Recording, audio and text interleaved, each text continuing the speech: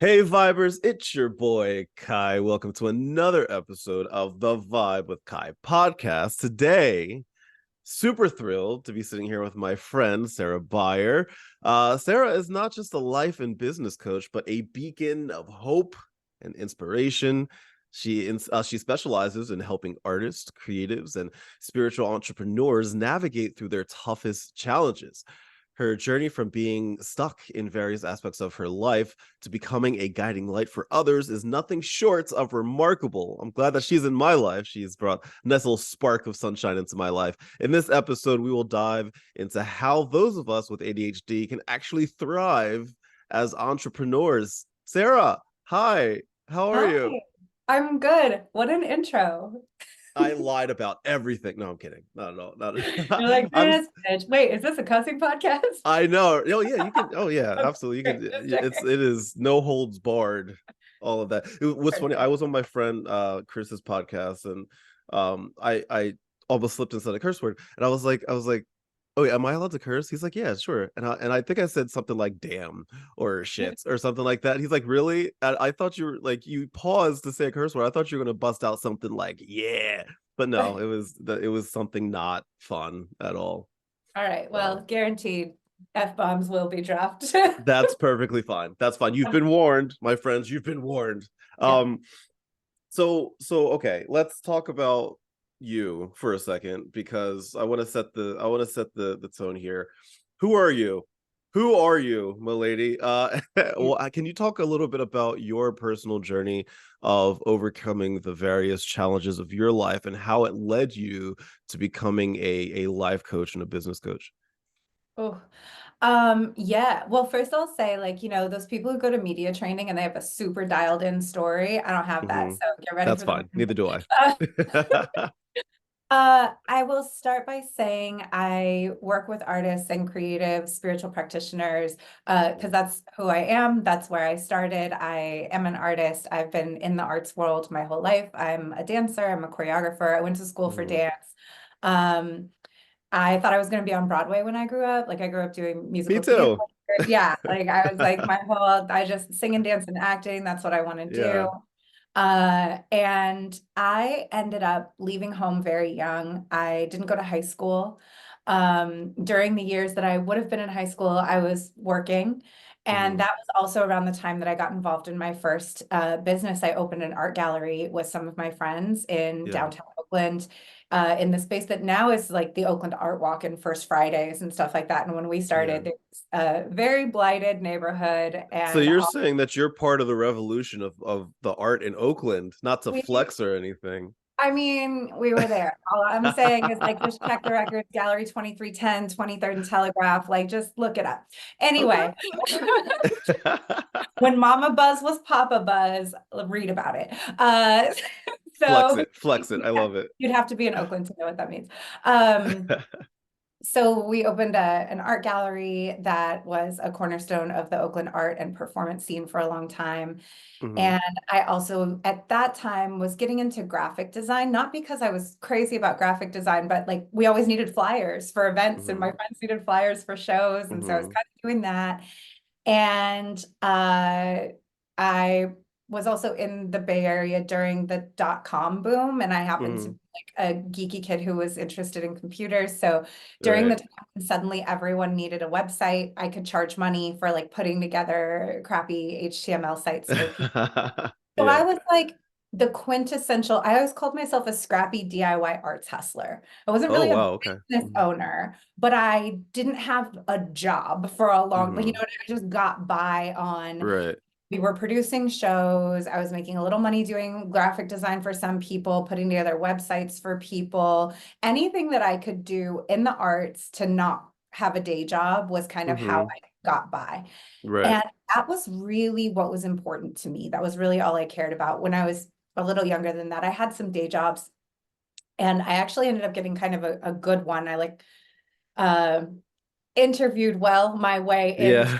having like a marketing research position. I was like 17. Okay. I knew how old I was. I was making a lot of money in like 90s money. And I Yeah. was crying on the bathroom floor every day because I hated it. And I Mm-hmm. consider that like freedom. Like at that moment, I was like, oh, I have the thing that most people work until their 30s to get. Mm-hmm. And I hate it. And I know it doesn't make me happy. And I Mm-hmm. don't know what's going to make me happy, but I know I don't want to work for someone else. I don't want to have a day job. I just want to work in the arts and work with my friends and Mm-hmm. make enough money to pay my bills. And that was all I cared about. And that worked pretty well Right. until I was in like my mid 30s, which I never anticipated. I was like, I didn't think about living to my adulthood. So that Sure. wasn't on my radar.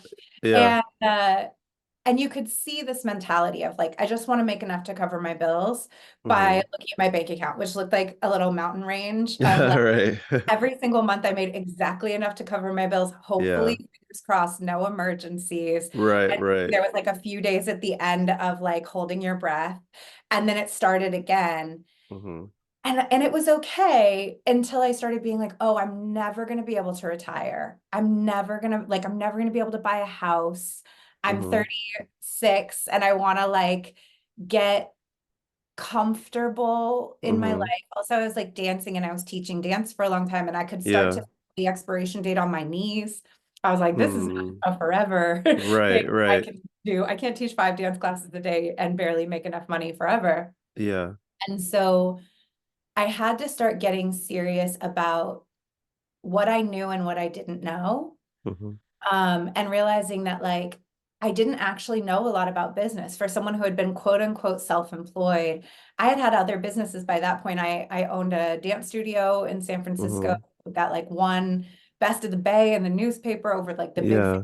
dance studios. Like I had done stuff, but I didn't go to business school. I didn't study business. I didn't know about how to build a company that actually gave me the freedom to like take time off. It was all still like, if my body's not in the room, I'm not making any Mm. money. Which Yeah. Yeah. that was like, I was like, oh, that's the hustle. The hustle is I have to be there to collect money, as Right. opposed Right. to a business where like I can set something up that makes money all the time, even when I'm Yeah. not there. And so that I think was really a turning point of like, I'm gonna have to learn how to do this. And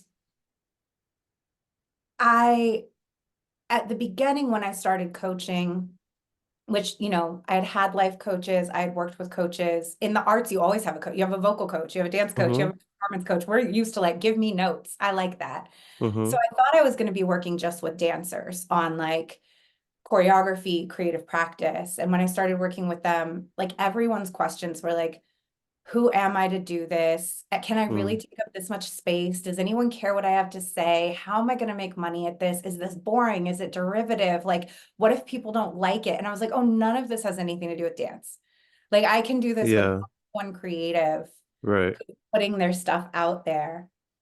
And and then recognizing that like we have a really special relationship with business because we grew up Mm-hmm. our whole lives being told the only thing we love is not a real job, Yes. Mm-hmm. that we need a backup plan, that we have to be Mm-hmm. practical, that it's never going to make money, um, that we're flighty, that we're bad at business. And then also a lot of us think we hate capitalism. And like we Mm-hmm. do hate capitalism, but we still need to make money. And Right. so we end up kind of like rejecting the things we need to do to earn money as like a personal Yeah. rejection of values that we don't align with. Mm-hmm. Um, and so there's just like so much in there that I was like, oh, I can work with this. Like first I worked with it on myself, and then I was like, oh, I can work with this in other people because I want us all to make money and be happy Right. and healthy and be safe and like get to do the work we love and also like feed yourself and retire with We dignity. have to eat. Those We things have to all eat. need to happen. That was a Right. very long arc. Hope that I got there at the end. Right. Right. So, okay, so we solved it. That's all you have to do to make money, and then we're good. All right. Thanks so Yeah. much for everybody for listening. Thank you. Good No, I'm night. kidding. So, okay, so when you were talking about the artistic side of it, um, that hits like very close to me because I work in the arts as well. Like, not I used to do it professionally. I went to school for it. Now I work in marketing, but to this day, I still work in the arts and I'm directing a musical right now. I'm a performer, I still do it for fun. But I do remember back in the day, when people, I would say, oh, I'm an actor, and they're like, okay, well, what's your real job? And I'm like, that Right, is they're my like, so real you're a job. waiter. Right, it's like that is my real job. And it you're right, it was at a point where I was like, I am just skirting by. I'm just getting by. I'm just, like you said, like, hopefully there's no emergency. Hopefully my car doesn't like fall apart. Hopefully there's no medical thing. Like, there was so many things that I'm like, I'm fine, but like I don't want to just be like copacetic for the rest of my life. Like, I want to be able to find like this comfort where I'm also growing financially as well. And one of the tough parts that I have to deal with now is doing this while also managing my ADHD, embracing my introversion, right? To things that you and I connect with very much so. How can people like me and you, with our ADHD and our introversion, how can we reach to the point where we can reach that level of financial comfortability that you were just talking about just now? How can we do that? Help us. Fix us, Cera. Fix us. Okay, well, I want to start with like embracing that you have ADHD. Like, I didn't get Hmm. diagnosed until I was 39, I think. Hmm. Yeah. And it really helped me because before that, I had already really started tapping into, okay, I'm going to answer this in a roundabout way, in the most ADHD way possible. Uh, Another big part of the work that I do with people is related to our body and our body image and our body relationship. And that's a natural both offshoot of coming from the dance world, where I have a very intimate relationship with my body, but also always being a larger, like a curvier person in the dance world. Like, Hmm. growing up, I always had a lot of struggles with my body and Hmm. my self-esteem related to my body and my body image. And I went to a dance school where we got weighed, and like, your size dictated the roles you got and stuff like that. And Yeah. Yeah. being in entertainment, there's Which is also, still a problem today, which is still a it's major huge. problem today. It's gotten better, but like, good Lord, we have a long way to go. Yeah. And for all of us now, most of us, if you're starting a business that you're going to be the face of, you're going to be on video, you're going to be on camera. Like, there are a lot of people that I meet who, like, their biggest thing about promoting their business is they're not comfortable being on camera, seeing Yeah. themselves. Yeah. So there's so much there that's about our relationship with our bodies. But our relationship with our bodies is also connected to our relationship with labor. And Mm. we live in if you grew up in the United States, especially, we live in a very strange relationship with the body and with labor. We're in a Yes. very extractive relationship with the body, with labor, which, I could go super deep. It's connected to our relationship with the earth. All of it's Mm-hmm. extractive, none of it's sustainable.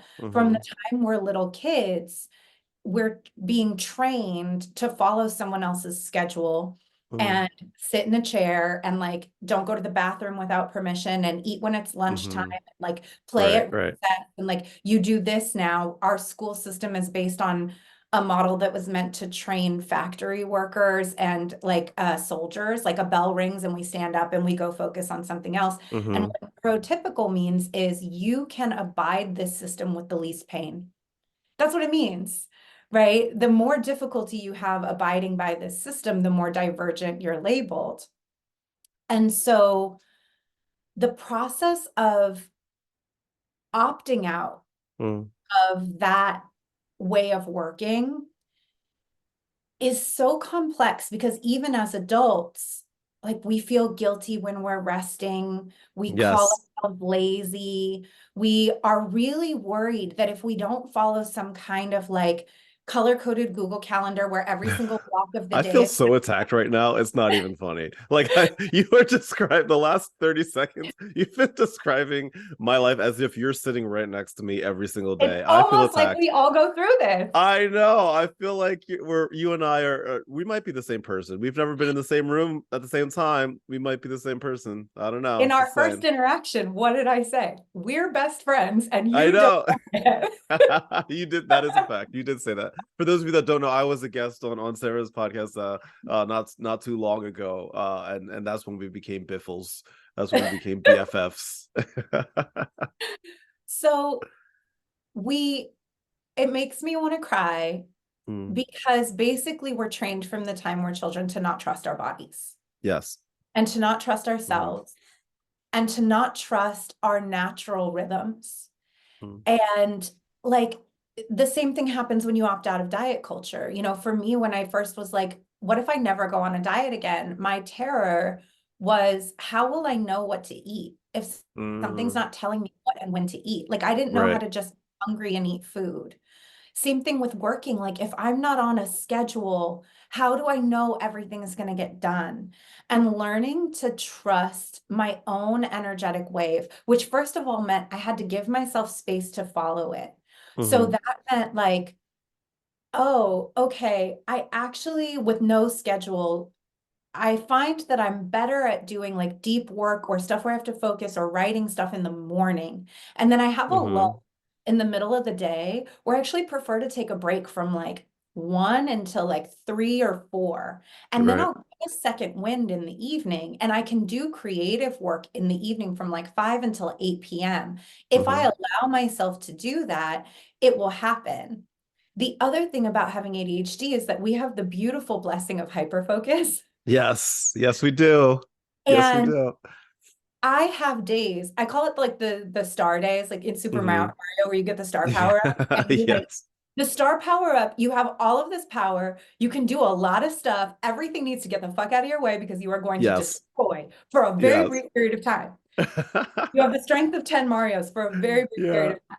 I know about myself that like 1 day a week, I have a star day.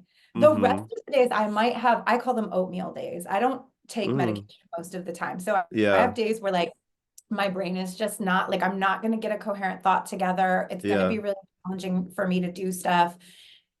And like, I will clock a lower productivity for a few days. Mm-hmm. And I used to have so much anxiety about that until I also realized that part of my energetic wave, part of my arc is that like those superpower days always come back. Yeah. Yeah. Motivation always comes back. And so if I have 3 days where I get the bare minimum done and I Mm-hmm. only touch the things I have to touch, but I maximize the time that I possibly can. And then I'm like, Mm-hmm. well, it's a day to just like be a space cadet and that's what I'm All gonna right. do. And then my superpower days come back and I blast through more than most people do in a week. That was a cat crash. Right. I know. In My a cat is day. right next to me, staring at me right now, being like, "What are you doing? What are you talking about? Who are you talking to? Like, really? You never come over here unless I'm talking to somebody, sir. Yeah, I'm talking to you." This one likes to put herself in the inbox. She wants to be. I am also business. Um, so like those days always come back. And so starting to like map your own energetic wave Mm-hmm. and trust that yours might not look like what we're told it should look like. Yeah. That what we're told it should look like isn't real. It isn't Mm. nature. Fluorescent lights aren't the Mm-hmm. operating system that we are Yeah. designed by. Like we're Yeah. not supposed to, it's not supposed to be summer all year round. Yeah.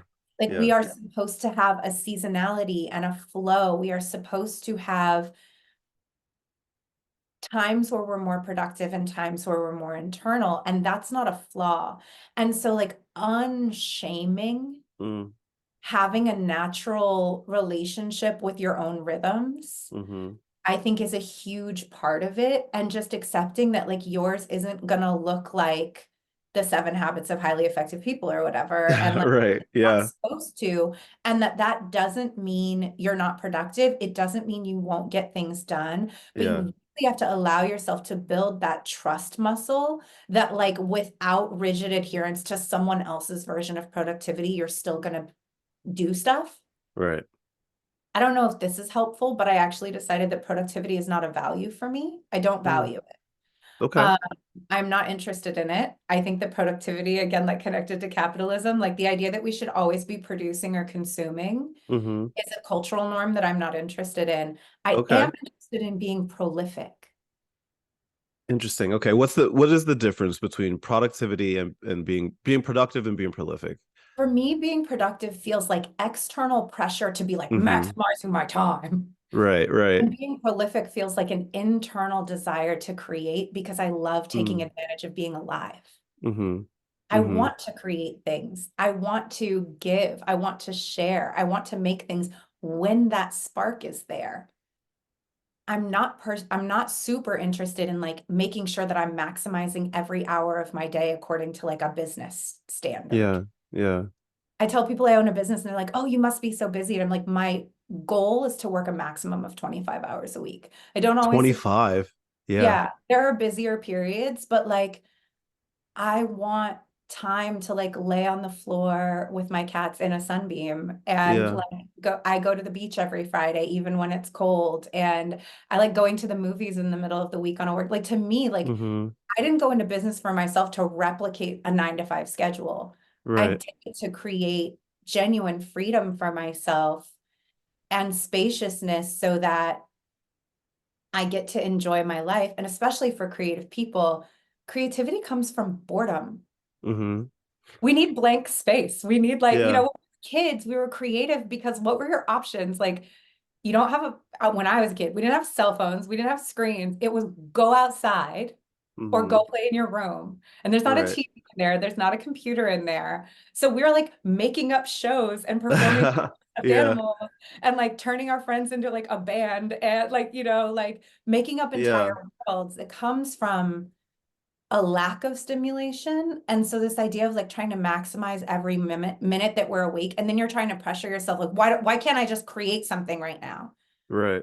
Where was the space to get into dreamy and Right. get into imagination? So what about because I hear what you're saying because Yeah. and I think that's a beautiful way of thinking about things and my I guess my question is so there's a lot of things that are not in our control, right? Like so we were talking about capitalism, not too long ago, right? We have to be able to make money in order to survive, in order to support our families or to do some of the things that we were talking about just now, like laying with your cat, which we would have to be able to buy food for in order to keep alive or to take to a vet because the vets are real going to the vet is not cheap, things like that. So there are so many things that are out of our control. So how do we find that balance of being prolific and being productive so it can work together to get us comfortable mentally, physically, financially? Yeah. So thing number one, and thank you for like dialing me back because I will lose the thread. Oh no, you're fine. No, but we asked about like how do we make money? And I think the thing number one of switching out of being like the freelance art hustler where your body has to be in the room is orienting more of your superpower days Hmm. to working on things that can make money while you're not present. Right. So, Hmm. right, like for me, teaching dance, I love teaching dance, but when I'm teaching dance, my body has to be in the room for me to make money, and I am Hmm. limited to the number of people who are in that room. That's my opportunity for making money. So my Right. only options are teach more classes. If you're out of hours that you can teach classes, there's no more money to be made. If you've Right. capped out what you can charge for classes, there's no more money to be made. So most of us are in the trap of trying to trade time for cash, and that Hmm. is something that will naturally max out on. Hmm. Especially if you're trying to start your business outside of a day job, right? If you only have 3 hours a week that you can work on your business and you're trading time for money, you better charge a lot per hour, like if you're trying to trade time for money. But what we could do, if I'm going back to my dance teaching example, if I create a video series that teaches dance fundamentals for adult beginners that I can sell that doesn't require my body to be in the room, Hmm. and then I spend more of my time working on the marketing machine or setting up Right. an campaign or something that drives traffic to this thing that doesn't require me to be in the room, that's Hmm. when you start hitting the point where I'm making money every day, even when I'm not physically present. Right. Right. And this is a big mental shift for a lot of creatives, um, because we're used to this idea of like, even graphic design, like you're paying me Hmm. for the time I'm working. But if I Right. create a course on how to make beautiful Canva templates yourself, Hmm. and I'm selling those, that's something that I can be selling that's Right. always money for me, even when I'm not present. And so I'm not saying to take out everything that requires you to make Mm-hmm. money or that requires you to be present to make money. But we want to charge the most for those things Mm-hmm. because we can't do anything else while we're doing those things. Right. And we also want to look around at what we do and think, what could I possibly make and sell and be driving traffic to all the time Mm-hmm. that doesn't require me to be present to deliver it? Mm-hmm. And that's where we start to create some of the spaciousness. And people call that passive revenue. I hate that term because it's not Mm. passive, it's still work. Like Yeah, yeah. it's just work you do up front. Right. If I'm Right. filming that video series, I'm gonna have to plan it, I'm gonna have to Mm-hmm. film it, I'm gonna have to edit it, I'm gonna have to Yeah. package it, I'm gonna have to learn about like I'm gonna have to set up the website for it. I'm gonna right. There's still all this Mm-hmm. work.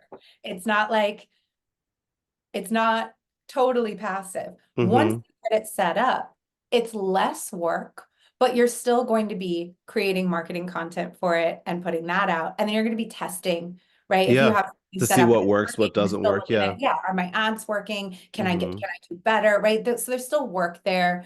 I just like to Mm-hmm. say that because people are like, I want a passive income stream. And then you break down how much work it is to set it up. And they're like, wait, like, You're like, hold on a second. But it ends up being worth, like, for example, I wrote I wrote a book last year, like a brief little guidebook about how adults can manage their ADHD.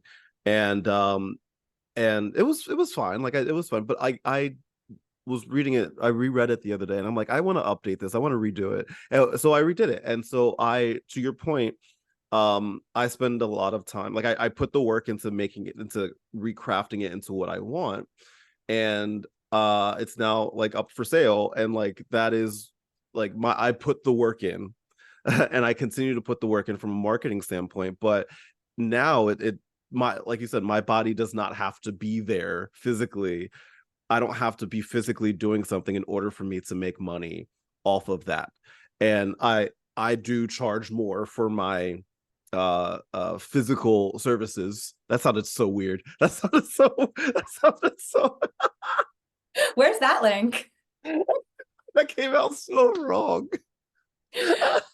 For his adult services. Oh man.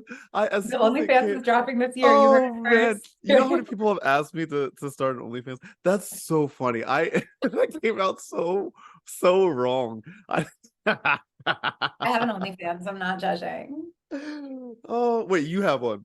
I do have one. It's just a dance OnlyFans. Don't get too excited. But on my I dance have a page, lot of friends that have OnlyFans, and they make good money off of that. Like there's people that like some of my closest friends have an OnlyFans page, and like are all of them like the like supermodel people that make billions of dollars? No, but they make a pretty penny off of this stuff. And I'm like proud. I'm like, y'all are business people, y'all are doing your thing. And that's yeah. why you'll never hear judgment from me, from like even before OnlyFans was a thing, like anything along those lines.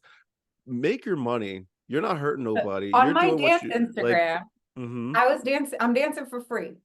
Yeah. And then I have people in my DMs every day being like, I'd love to see you do that in a thong. And I was like, man, if I could have a dollar for everybody who asked me to do that in a thong, and I can have a dollar who asked me to do this in a thong. I just have to charge them a dollar. And here you go. Like, Was yeah, that I so like most of my audience are like legitimately 85% of my audience are people that I identify as female. Mhm. And um I know that like I've seen the comments like on my page and people asking me my thoughts on things. As a creator on that platform, is it worth it? Do you feel like, what does it take for a woman to safely and comfortably work on that platform and make It's money a off of job. it? It's a job. Hmm. Like Yeah. I had to tell one of my clients who does something fully different. Like she kept talking about starting an OnlyFans, and I could tell it was like an escape hatch fantasy from like Mm, building her real business. And I was yeah. like, you know, if you have an OnlyFans, you still have to market it every Yeah. day. You're still having to Hmm. drive traffic to it. Hmm. And then the people who make real money are Hmm. in those DMs and they're creating custom content. So like Mm, my thing is just like understand that if you want to make good money from it, it's still hmm. just a job. The people who Yeah. make money have like assistants who are answering their DMs. They're doing like they're Hmm. flirting with people. They're sending out DMs every single day. They're sending out Mm-hmm. private pay-per-view content every single day. Right, It's right. still, like I haven't hacked anything yet where that's Mm-hmm. not a job. Yeah, that's fair. But like it also, but I'm pretty sure though it also like because people, I'm a busy person, right? Like I'm always doing something. Whether if I work my 9 to 5, and then when I leave my 9 to 5, I'm either coming home to make content, right, for everybody on my platforms, or I'm going off to do rehearsal, to direct a show, or to be in a show, or I'm always doing something, right? And people are like, Oh, you told me how your schedule and I was like like, I know, right?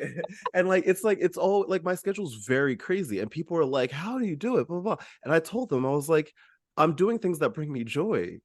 It's easy for me to be busy and to have my schedule loaded with stuff because everything that I'm doing brings me joy. Even my 9 to 5. I work in marketing, and people might be like, "Oh, it's all corporate job," but like the thing that I do in marketing and the team that I lead and the people that I help brings me so much joy.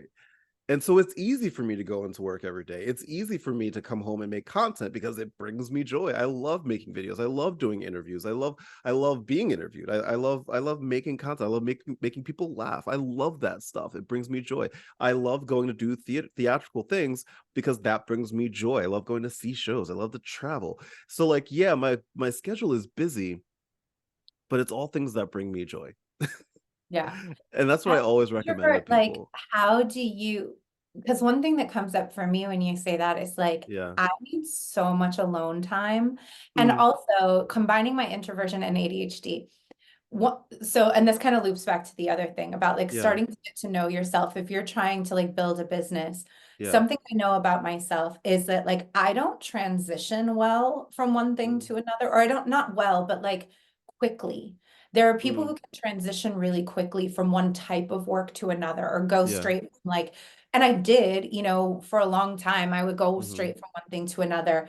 But when I started to really get more in touch with how it was impacting me, I was like, Mhm. oh, at what cost? Like I can do it if I have to, Right. but going straight from, say, like doing I have a membership. I Mhm. have a business coaching membership. And so we have these like group coaching calls where I Mhm. just stay and everyone can come and ask questions and I work with you. I try to stay until everyone gets all their questions answered. So Right, I can right. 2.5 hours, sometimes longer. If I have that, I will put an hour at least of like, I'll block off an hour after that in my calendar that no one can book anything because I need to like lay down. Yeah. I need to Yeah. like Yeah. eat food. I need to Mhm. just like not talk for a little while. And Yeah. then I think my introversion ramped up to working in dance because people would be like the idea of like going to a club. I'm like, that Mhm. to me it's a work day. Like if I'm Right. there to perform, I'm surrounded by people, I'm dancing, I'm only there if I'm getting paid. So my downtime is I want to go home, I want to put Yeah. on sweats, I want to be Yeah. quiet, I want to watch a Mhm. movie. And so when I hear about your schedule, I'm just wondering like how do you transition from activity to activity to activity? And do you feel like you need like alone time buffers? Right. Yeah, that's a fantastic question. And I do get that question a lot. So I might be weird. I work better when my transitions happen quickly. Mhm. I tend to fall apart when I have too much time in between the transitions. So like I'll go from work straight to rehearsal. I'll go from work straight. So like it's like to me in my brain it's just one continuous thing. Like even though it's separate jobs and separate responsibilities, separate things in a way, I kind of mentally view it as like okay, this is my day, right? And then so it's easy for me to transition. But with that said, when it's all done and the moments after my day is done and the moments before I start my day, that's my alone time. That's the time that I need to like I don't want to talk to anybody. I'll put my phone on do not disturb. I will disappear off the face of the planet for as long as I need to disappear. And I also plan a lot of this stuff out in advance. So like if I know that I have a full day, even if it's like 2 or 3 days in a row, just like full nonstop days, I'll prep myself for that before that transition starts. I'll give you this upcoming week, for example. Um, Tuesday, Wednesday, Thursday, I I am going from work straight to rehearsal. Tuesday, Wednesday, Thursday. Friday morning, I leave out for my vacation to California. So I know that Tuesday, Wednesday, Thursday, Friday is going to be holidays, right? Yesterday, today, and tomorrow, because we're filming this on January 14th. Tomorrow is Martin Luther King Jr. Day, so I have off from work. I have 3 days to just chill, to just relax, mentally prepare myself for what's to come.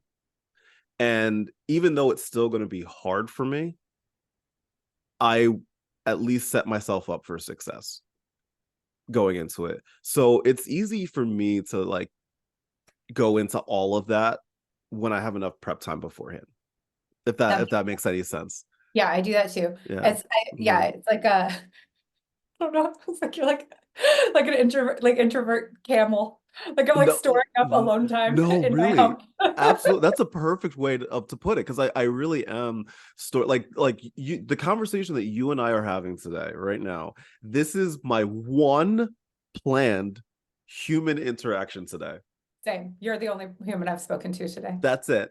Like that's it. It's for me it's right now it's 1:45 right p.m. That's it. I didn't talk to anybody before you. I don't plan on talking to anybody. I might call my mom because I call my mom every day. So I might call my mom, talk to her for a few minutes. But outside of that, that's it.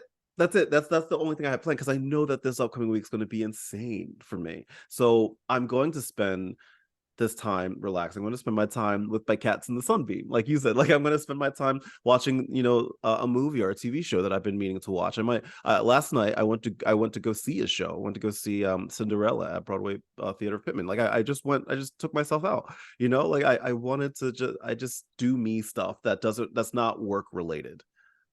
You Yeah. know. So I'm just setting myself up for success. I'm going to take part of my day to like plan out my content for this week and next week since I'll be on vacation. But outside of that, it's just me and my two boys. That's it. It's going to be nice. Yeah. I I'm want to like, excited for it. I love that for you. It's Yeah. making me think about, like, I want to set like circle back because I know that the Yeah. thing I said about like only working 25 hours a week, if you're hearing this and you're like, okay, I have a day job and I'm trying to start a side hustle and like that's crazy. Like I can't imagine. I want to Right. say I'm like years into this. Mm-hmm. And Yes. so it may not be right, like you're not going to start there. But what I will say is that like you can design it to look like what you need and want it to look like for your life. Amen. Amen. And so Mm-hmm. when I first started, the way that I think of it as someone who also struggled with like people pleasing and lack of boundaries when I was Mm-hmm. younger is when I was first starting, I felt like I had to say yes to anything just to make money. And Mm-hmm. so even if I didn't want to work early mornings, if that was the only time my client could do it, I would say yes to that. If I didn't want to work on Sundays, but that was the only time someone could do it, I would say yes to that. If Mm-hmm. I felt like somebody was lowballing me on a rate, but I was afraid I wasn't going to make money, I would say Mm-hmm. yes to that. And what ends up happening is that you created yourself a job you don't like working at, right? Like Mm-hmm. you made a trap. Um, Mm-hmm. and in every relationship, right? Like getting into a relationship where you're showing someone, I will bend over backwards for you and you don't have to do anything for me. And then later you Mm-hmm. try to set boundaries.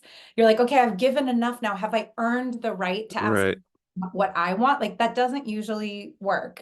Right. What Right. works is you have to kind of know going in, here's what works for me and here's what doesn't. Here's how you can access me. And if this doesn't work for you, you're not going to be able to work with me. And that's okay, Mm-hmm. right? Like really building up that like I get to ask for what I want. I get to start the way I intend to finish.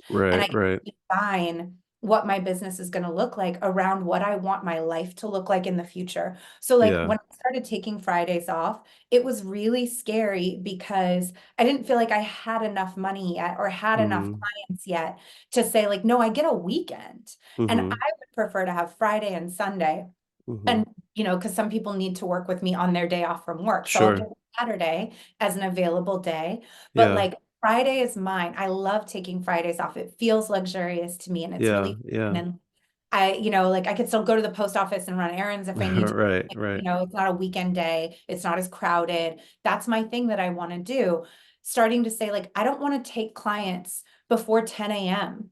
And Mm, that was scary because I was like, oh, but what if somebody, and be like, no, like I mm-hmm, want morning time to myself where I mm-hmm. get to like journal and work out and like pour into myself before I show up and help people. And Yeah. that make my work better because I'm showing up from a full cup and I'm allowed Yes. to do that. And then in that security of like, if people want to work with me, they're going to work with me on my terms. When you're going to a store, if that store isn't open until 10 a.m., you Mm-hmm. don't demand that they open up early for you. I guess unless you're like Right. celebrity and you have crazy money and you can like open up, Right, then right, somebody will come in. But like, right, maybe if somebody hit me with the like, I'll give you $1 million to work with me at right. 8, But and to I'm your not saying I don't point, have a price.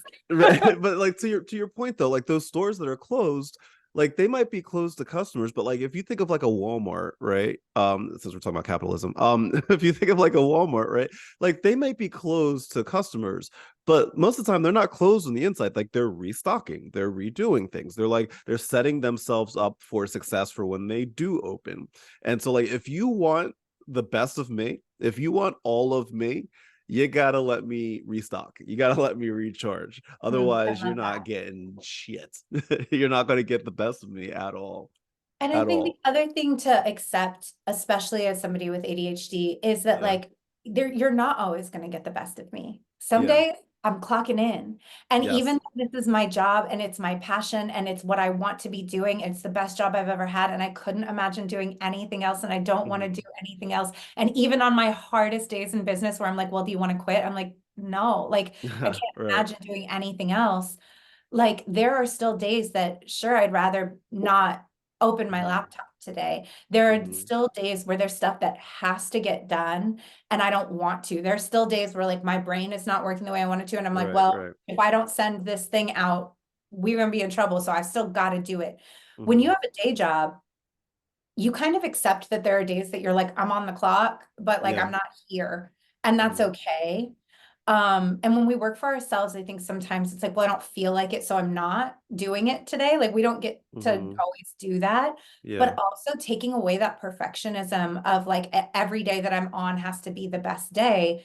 Mm-hmm. If you have a brick and mortar store, Mm-hmm. there are days that like once you get it all set up, like you just go and you open the store, you flip the sign, you turn the Right. light on, like you got the music on. There's going to be days where it's like a crazy busy day. There's customers in the Mm-hmm. store all day. The day flies by, you have a great day. And then there's going to be days where you're like, I sat at the register from open till close and almost nothing happened.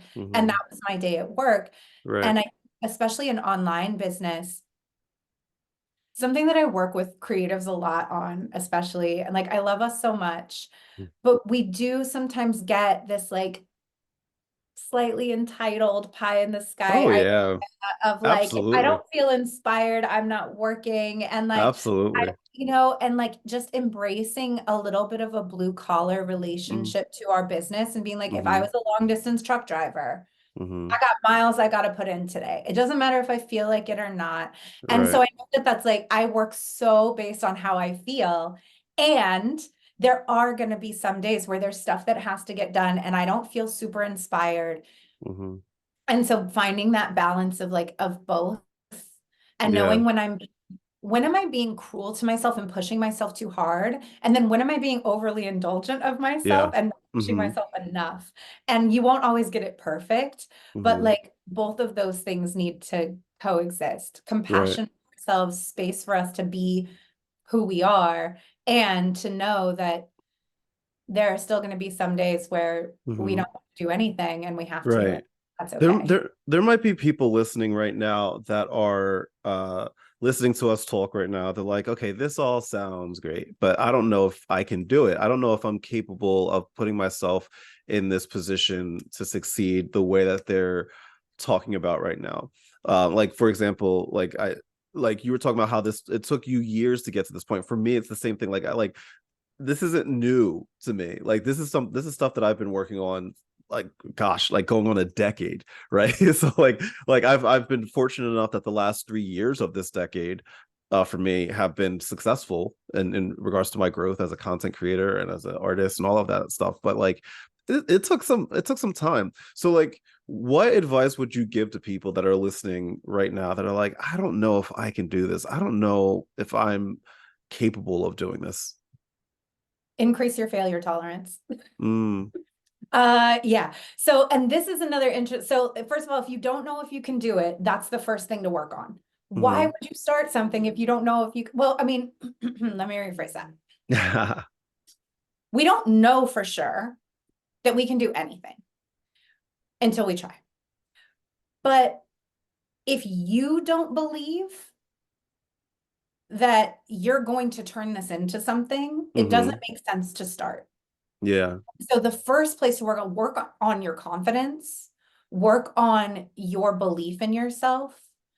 And then the other thing, I've been thinking about this a lot, and I'm going to create something about this. So this is the first time I've shared it publicly. So like y'all are Ooh, getting exclusive. I okay. love it. Before Lady Gaga was famous, I heard an interview with her where she talked about how, like, before she was signed, like, she was walking into record label meetings as Lady Gaga, like the Mhm. bodysuit, the accessories, the like, she Mhm. was a pop star. And she was like, no, I was a pop star.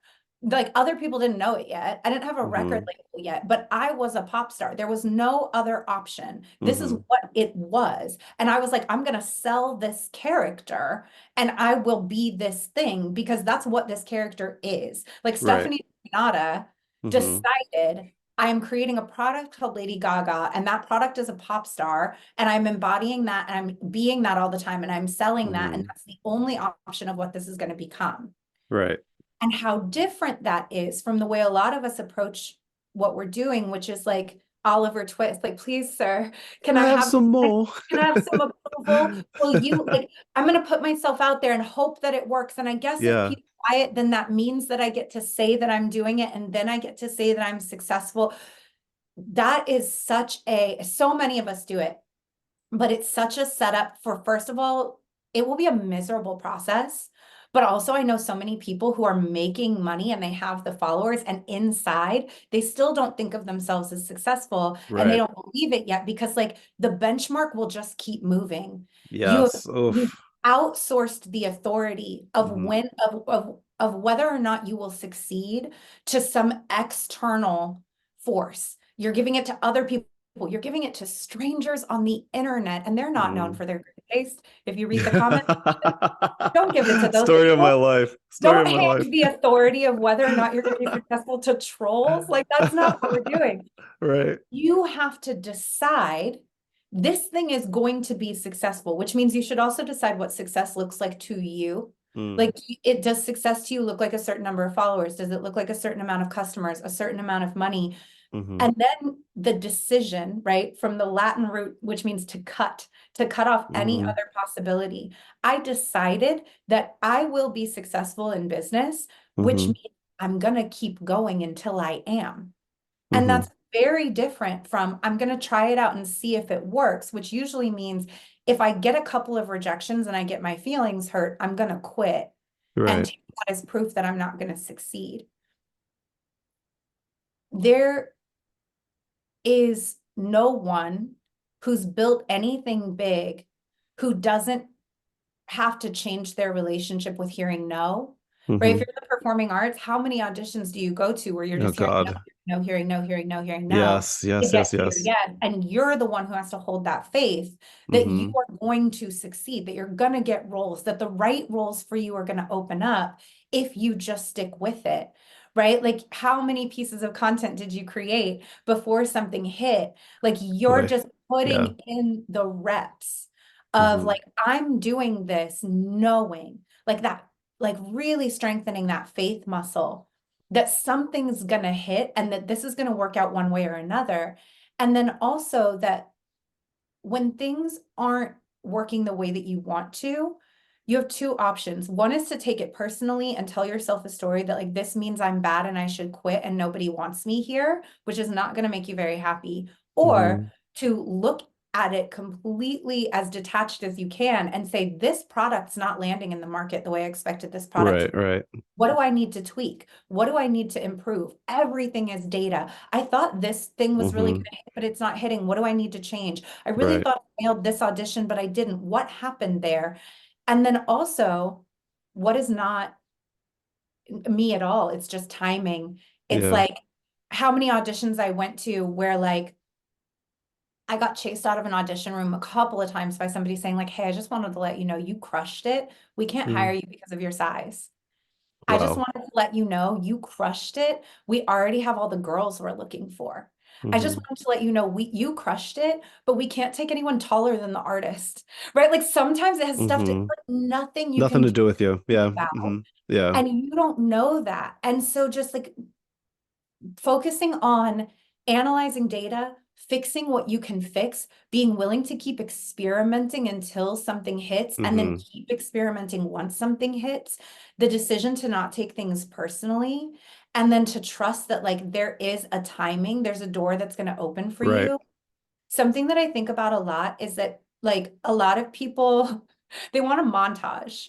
Like you Mm-hmm. want to skip all of the character building, the skill building, the growth, Right. and Right. just arrive at success. But like if we just drop you off on the top of the mountain, you're gonna pass out because on the climb is actually where you build the lung capacity and Mm-hmm. the adaptation to the altitude to survive the top. You don't actually want to skip Mm-hmm. the work. Like that, the work is where you're developing the skill set required to Right. maintain it once you get it. And we both know the dream that a lot of people have of sudden success and sudden virality crushes people. There Yes. are so many people who like you drop something and you get way too big, way too fast. I've had people with product-based businesses that drop something on TikTok. They woke up to 1 million sales. It crashed their Mm-hmm. system.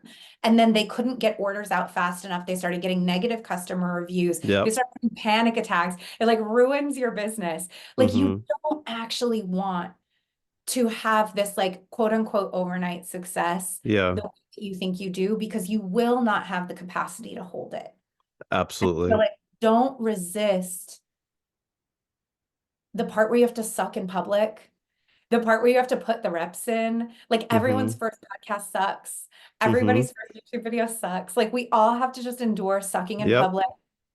And as somebody with a Or on OnlyFans or privately. on OnlyFans,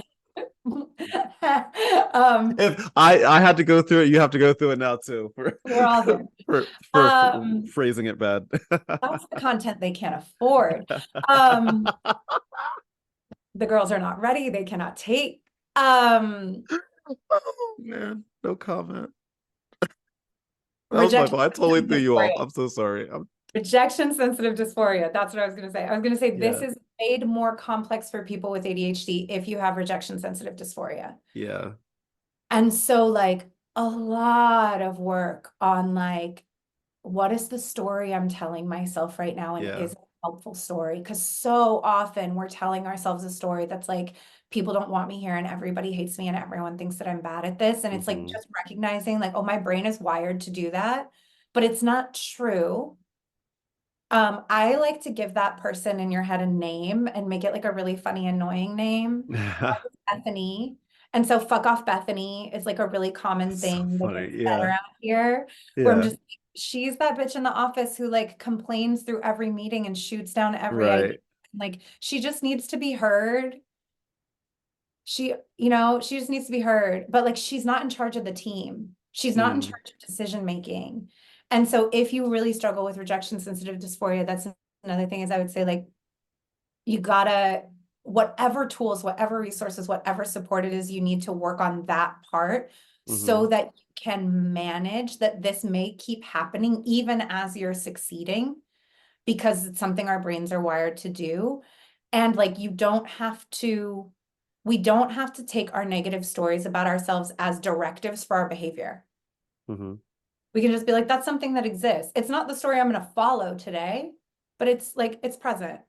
Right, right. I love this. This is y'all are getting some really good information from this right here for free. Hope you take it For because free. and enjoy it. Oh my God, Sarah, you're amazing. I really do like appreciate like just your knowledge, your insight, your like because I know for a fact that there's somebody listening or watching this right now that's like I can do this. I have learned something from this, from these two crazy individuals. I learned something, and I'm going to apply it to my life, and I'm going to be better because of it. And so I just appreciate your knowledge, your insight, everything that you have, that you've given to me and to everybody that's listening right now. So thank you so much for your time. Like, You're it so really does mean a welcome. lot, because I know we're all hella busy. And So now everybody, like, you get to you rest up for the can rest do of the it. day. It doesn't matter what you do. Like, Yeah. that's another thing I just want to say is like Yeah.